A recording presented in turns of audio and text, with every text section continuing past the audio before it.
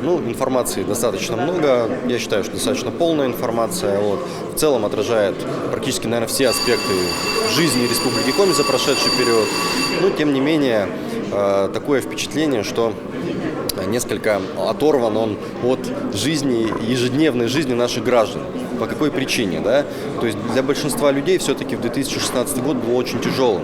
В том плане, что и льготы у нас урезались, да, по многим направлениям. В том числе Госсовет принимал такие спорные решения. Вот. И многочисленные техногенные катастрофы, которые были, которые Сергей Анатольевич тоже отметил, кстати. Вот.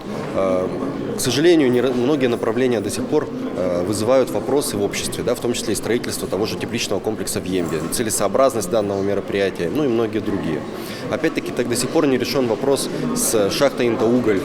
Сокращение идет, значит, добычи угля, но тем не менее вопрос до сих пор далек от решения.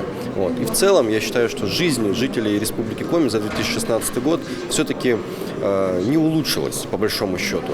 Поэтому цифры, конечно, они, может быть, и оптимистические, однако нам нужно еще очень много работать для того, чтобы все-таки человек в нашей республике чувствовал себя, жил достойно и чувствовал себя уверенно. Какую оценку поставить, если вы хотите бальный? 3. Спасибо.